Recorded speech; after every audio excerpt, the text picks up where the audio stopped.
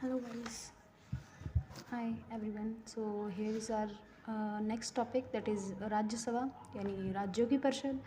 संविधान में इसका उल्लेख है राज्यों की परिषद के रूप में किया गया है, ठीक है। लेकिन बेसिकली जो नाम है वो राज्यसभा नहीं मिलता है, आपको नाम मिलता है राज्यों की परिषद, ठीक है। इसके अधिकांश जो सदस्य होते हैं वो केंद्र शासित प्रदेशों की विधानसभाओं के प्रतिनिधि होते हैं, ठीक है, क्योंकि ये सभी जो क्या होते हैं मोस्टली राज्यों और केंद्र शासित प्रदेशों से चुन के आते हैं, ठीक है। ये एक अप्रत्यक्ष रूप से निर्वाचित निकाय है, क्योंकि यहाँ पे डायरेक्टली जो है जनता द्वारा चुनाव नहीं कराया जाता है। यहाँ पर आपने जिनको चुन के भेजा है उन्हीं में जो है वरिष्ठतम जो है एक तरह से चूज़ करके वहाँ पे भेज दिए जाते हैं।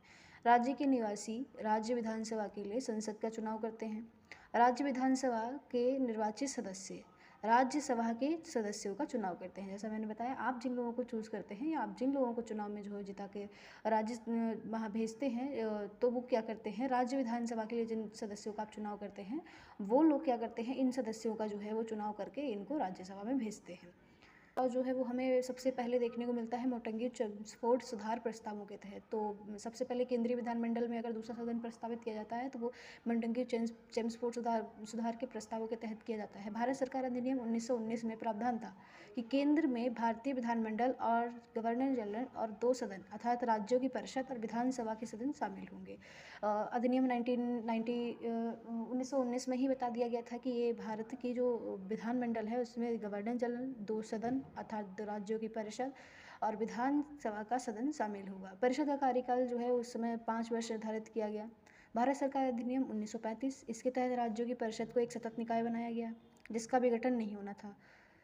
मतलब ये जो है वो लगातार चलने वाला एक तरह से सदन बनाया गया। चूँकि इस अधिनियम के तहत संघीय ढांचे के संबंधित प्रावधान कभी लागू नहीं हुए, अतः 1919 के अधिनियम के तहत स्थापित किए गए राज्य 1947 तक जो है वो कार्य करते रहे।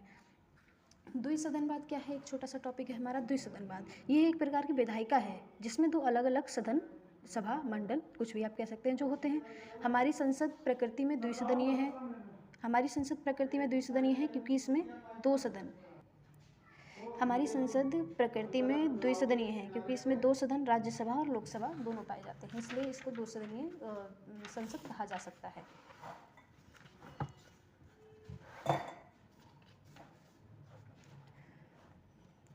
राज्यसभा की संरचना कैसे होती है? राज्यसभा में विभिन्न राज्यों और केंद्र शासित प्रदेशों के निर्वाचित भारत के राष्ट्रपति द्वारा नामित सदस्य दोनों शामिल होते हैं। भारत में जो अपनाई गई राज्यसभा की प्रतिनिधित्व प्रणाली है वो संयुक्त राज्य अमेरिका से थोड़ी सी अलग है। संयुक्त राज्य अमेरिका में सीनेट में प्रत्येक राज्य का समान प्रतिनिधित्व होता है, लेकिन हमारे यहाँ जो है वो समान प्रतिनिधित्व